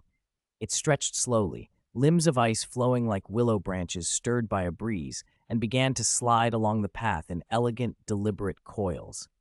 Its movement was not quick, but it was undeniably imposing. Most people would think twice with a python of that size fixed on them. Has it really gotten this big, and it just eats everything? Eno murmured, looking down at the enormous reptile. He raised his wand and restored the sanctuary to its winter state. Ice and snow quickly crept back across the path. He knew the advantage of combining ice magic with transfiguration. As long as the temperature stayed low and the snow didn't melt, the transfigured object could persist. This was the first time he had seen a transfigured thing actually grow, like raising a pet. He intended to take one more measure. If he planted the ice flower from his undetectable extension charm inside the sanctuary, it could stabilize the environment here and prevent the anaconda from eating all the accumulated snow in the future. He opened the suitcase. Inside were familiar things despite his 2-month absence. Dried food and sweets, the accordion he hadn't played in ages, and the small blue ice flower seedling. The seedling had grown from a couple of inches to nearly a foot tall. Its leaves were crystal clear, each one an ice blue shade like carefully carved jade. He dug around it gently, then used a levitation charm to lift both the seedling and the accordion out of the suitcase. The moment he removed them, the faint link he had with the undetectable extension charm severed. He felt no regret. This wasn't Newt Scamander's magical case, and even if the suitcase were lost, he wouldn't lose much. The sanctuary was a safer, more convenient storage place anyway. Besides, the seedling felt like more than an environmental stabilizer. There was something important about it that he couldn't yet name. By the time he planted the ice flower and returned to the dormitory to watch Draco's training, events were unfolding outside the castle. At the Hogwarts Quidditch pitch, the Gryffindor and Slytherin teams were already facing off, each lined up behind their captains in a tense, silent standoff. "Humph, Wood, what do you want? Insist on making trouble?" Marcus Flint, Slytherin's captain, sneered from the front of his team. "This is our training time. We got up for this? Move."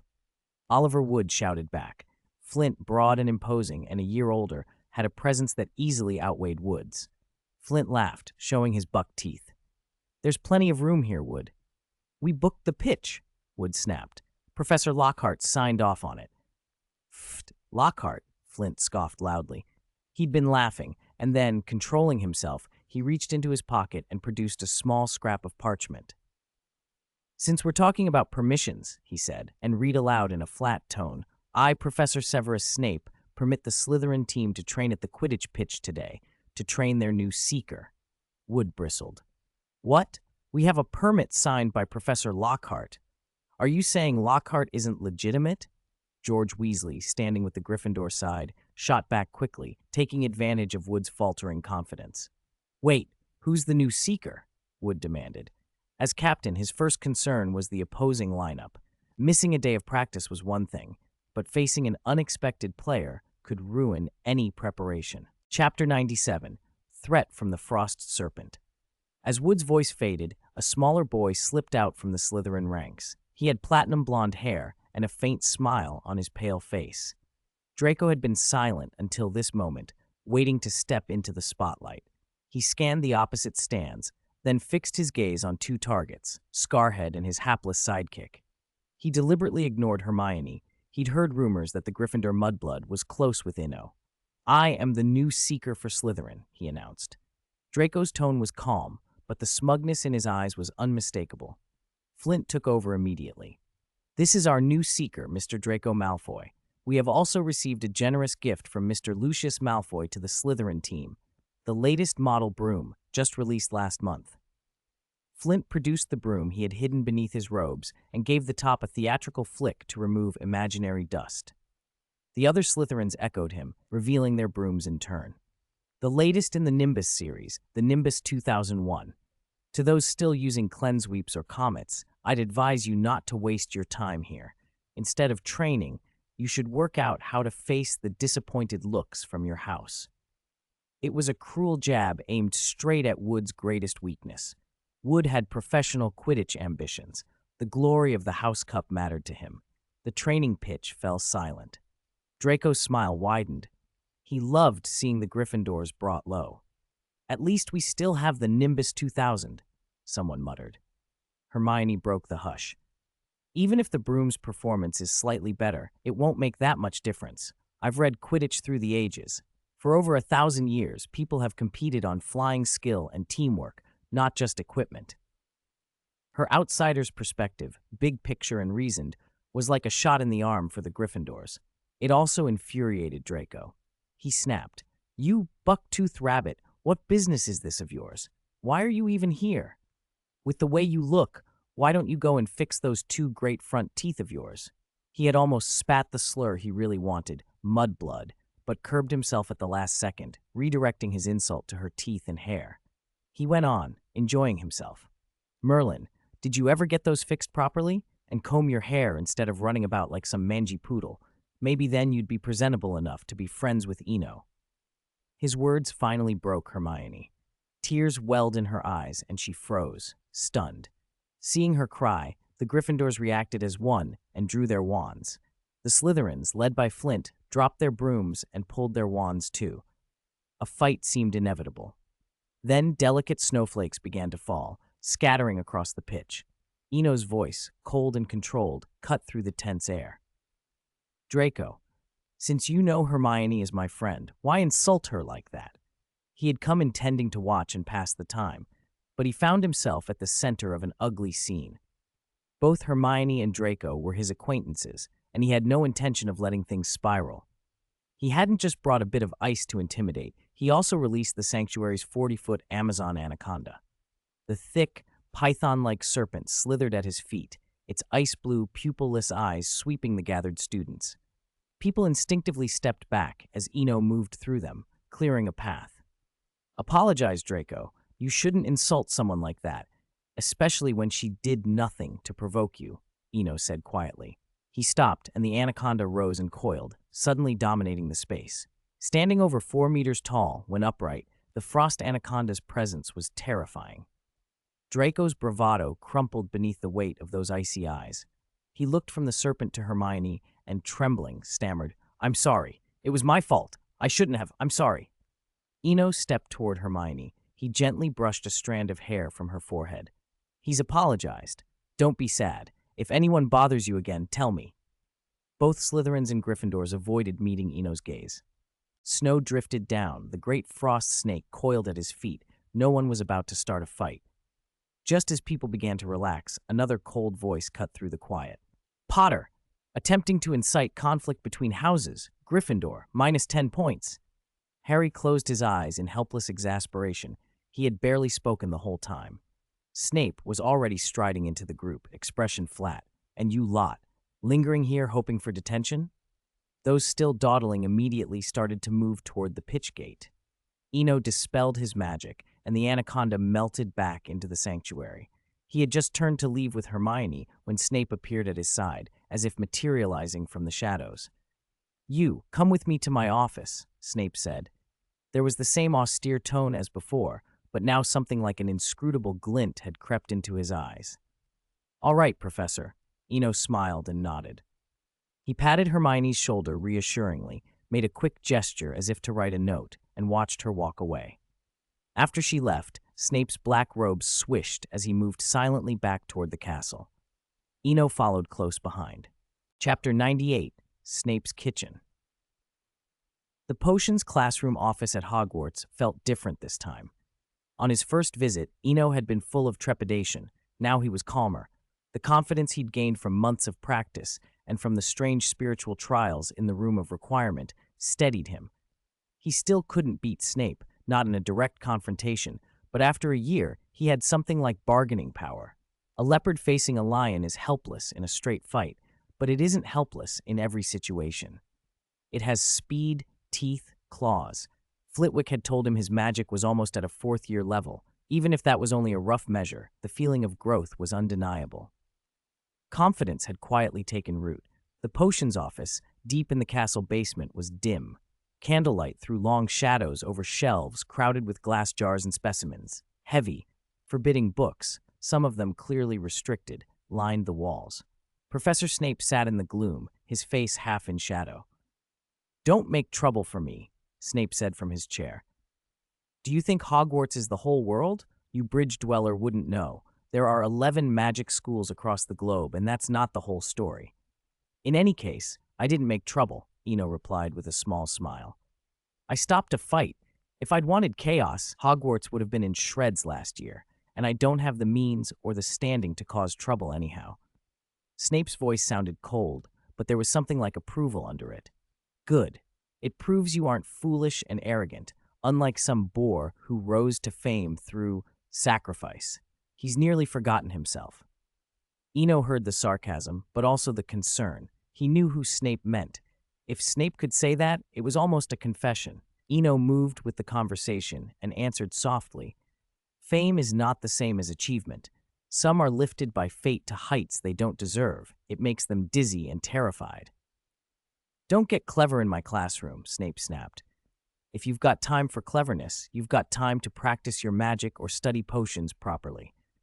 Today, you were able to stop a single quarrel and protect your house's honor. What about next time? What if there are many of them? What if they catch you by surprise?" There was a sharpness in the tone, a hint of anger. "Thank you for the warning, Professor Snape," Eno said. He understood where the anger came from, Snape's immersion in the larger, darker currents of wizarding life. Even if the professor's manner was abrasive, Eno felt no real dislike. Snape's intentions, as harsh as his delivery, seemed to be for his good. Snape pointed a finger at a nearby bookcase. "Third shelf from the left. Middle drawer. Take the old textbook and read it. Stop wasting your time doing half-baked magic and causing trouble." Eno rose, bowed slightly, and went to the shelf Snape indicated.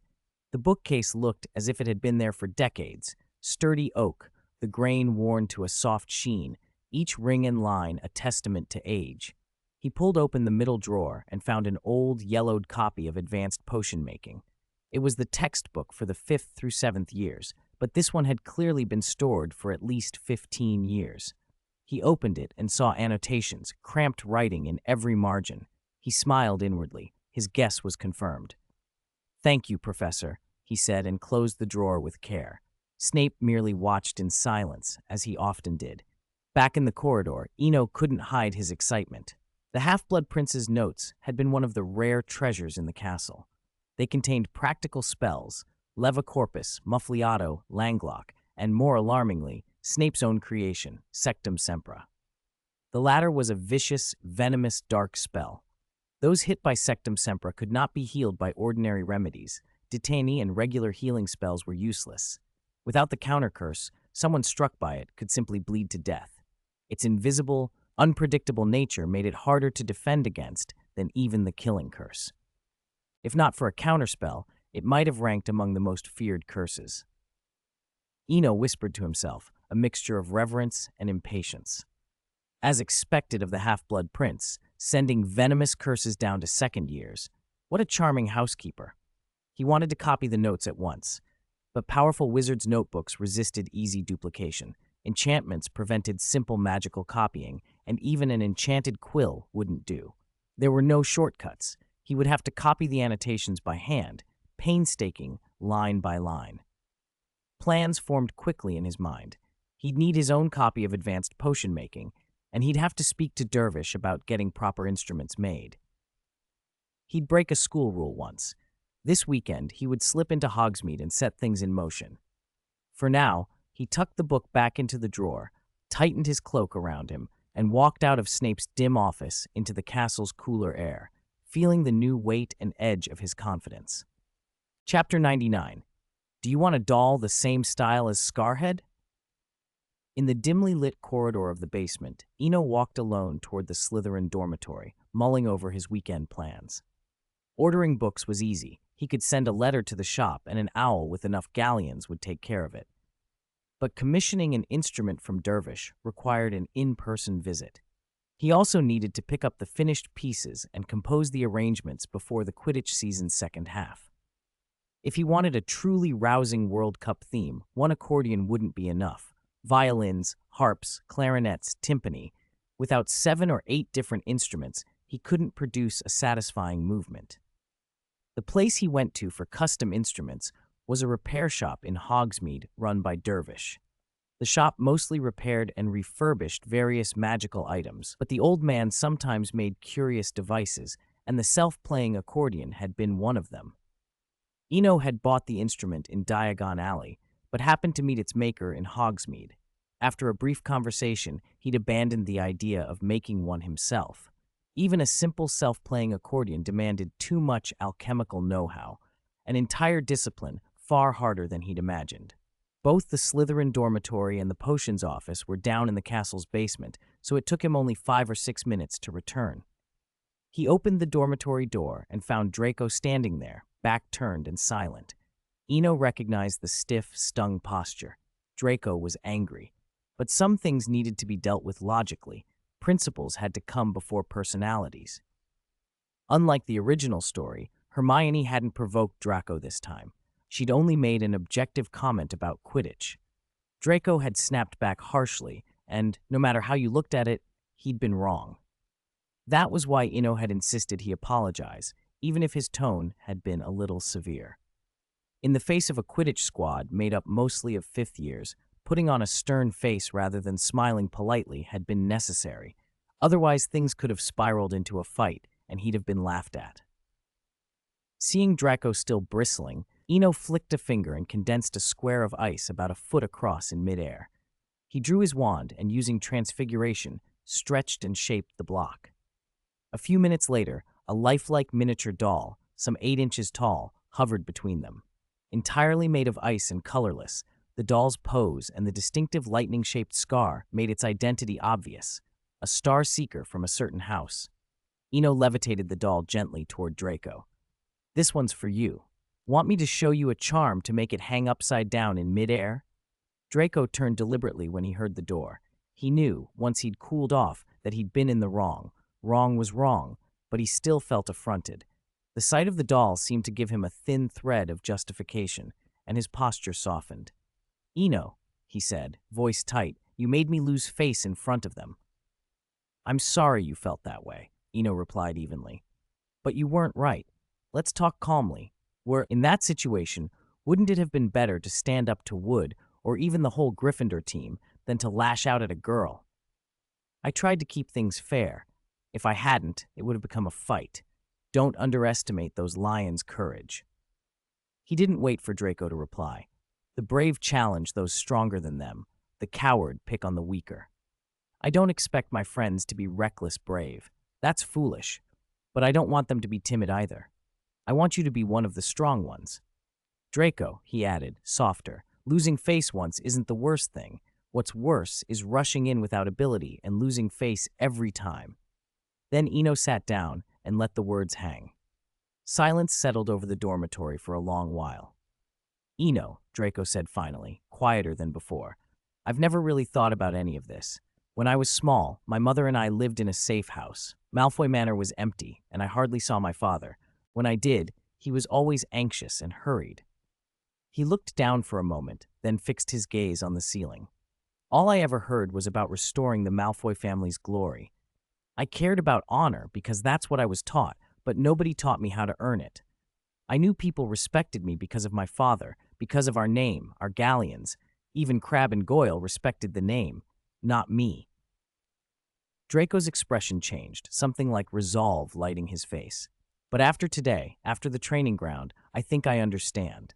Honor and respect don't come from Quidditch scores, report cards, house points, or a professor's praise. They come from being strong. Flint, Wood, Scarhead, red-haired Weasley, everyone there fears you, so they respect you. Nobody dares contradict you."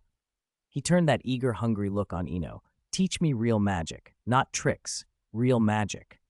Eno studied him for a long moment, thinking of how these people, Draco, Pansy, the others, were not flat figures in a story, but living people with memories and desires. Draco's hope was genuine. Eno nodded. "All right, I'll teach you real magic." Elsewhere in the castle, in the potions classroom, Snape sat alone at his desk. His dark figure was utterly still in the dim light, like a statue carved from shadow. Up close, the stillness wasn't absolute. His chest rose and fell, the faint proof that he was alive. But the motion was so slight, it only underscored the silence. Time passed in solemn quiet until he spoke, the single word cutting through the hush like a pebble dropped in deep water. "Potter."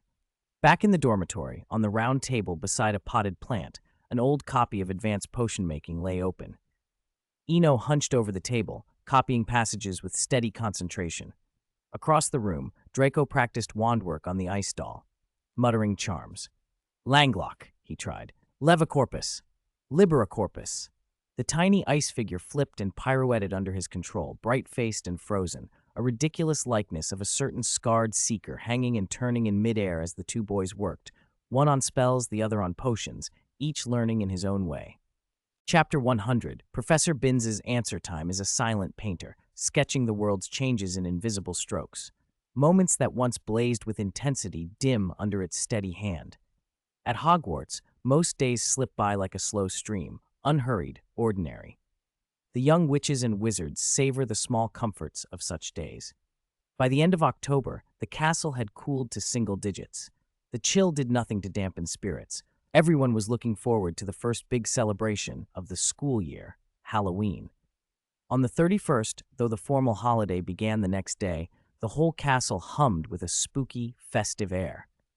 Portraits lining the corridors had all changed into their Halloween finery. Pointed hats, black cloaks, laughter and chatter, as if even the painted folk were joining the party. Students had holiday plans on their minds. Potions and transfiguration might be forgotten, but history of magic. If one were lucky enough to have Binns that evening, it meant a perfect chance to nap and save energy for the feast. After all, who would expect a ghost to get angry? Professor Binns, naturally, was a ghost. Once a sharp, quick-witted historian, he had left his body in the staff room one day and returned as a pale, persistent lecturer. His spectral condition had not diminished his ability to teach. He still imparted facts with an unvarying cadence that could lull even the most determined student to sleep. On the castle's second floor, the history of magic classroom was half full. The students sat neatly divided by house. At that moment, however, Slytherin and Hufflepuff alike struck a uniform posture, heads propped on thick copies of History of Magic, eyes closed, lost in dreamland. Binns never called the roll and seemed indifferent to anything below his lectern, as if the room and he alone constituted the universe. His monotonous, drone-like recitation, passages older than the book in his hand, made the class universally recognized as the best place to catch 40 winks. There was one exception. On the left side among the Slytherins, Eno sat alert, his automatic quill scratching steady notes on a strip of parchment. Where others heard a soporific history, he heard epic tales, dragons, wizards, potions, spells, and the peculiar loves between humans and sentient magical creatures, all compelling, even with the hypnotic delivery. That day, Binns spoke of more modern history, and Eno listened keenly. Muggles were not as defenseless as wizards assumed, especially after they took up weapons that spat fire, the professor intoned. The wizards, forced to hide in the shadowed corners of the world, could no longer tolerate such danger. Tired of lives that could be ended in an instant, they devised a wondrous spell. This was the crucial turning point in our history. Based on the banishing charm, a new Muggle-repelling charm was born. Binns's voice had no bardic flourish, but Eno's interest only deepened. In his studies of history, he had noticed a pattern. Whenever the wizarding world faced a seemingly insoluble threat, a targeted spell would eventually appear. Dementors had once terrified wizards, feeding on souls until the Patronus charm, white, ancient magic, was invented to repel them. Now, under the threat of firearms, the Muggle-repelling charm had emerged. Imperfect, rule-breaking perhaps, but effective. Binns continued quietly, inexorably. After the charm is cast, Muggles see nothing out of the ordinary. Even the most prepared Muggle troops cannot spot the enemy. They cannot recall having seen anyone at all. Let us mark this turning point. The spell that allowed our world to endure. Take out your wand, turn it twice, press down, then flick up quickly and speak with me. Aradimobius Udampa. Even as a ghost, Binns possessed a translucent wand, and the class followed his motions like a ritual. Eno, who had already been practicing along, murmured the incantation. A faint flash tinged the tip of the wand. No dramatic effect was visible, but he felt certain the charm had taken. A small discovery in an otherwise sleepy lecture thrilled him. Encouraged, Eno raised his hand, and when Binns placidly consented, he asked, careful not to sound provocative, "Professor, what about photographs? Muggles have cameras that record. If a Muggle photographs a wizard, wouldn't the Muggle-repelling charm fail?" He did not mention video, satellites, or the wizard world's more modern intrusions. Questioning an old academic's assumptions felt delicate enough. "Your question is very interesting. Binns replied. For the first time since the class began, something like life stirred in his tone. Very good. It has been many years since anyone asked a question in History of Magic class. His voice gained uncommon vigor, even through the fog of his ghostliness. Ask me more difficult questions if you wish, but my answer remains the same. Never underestimate wizards.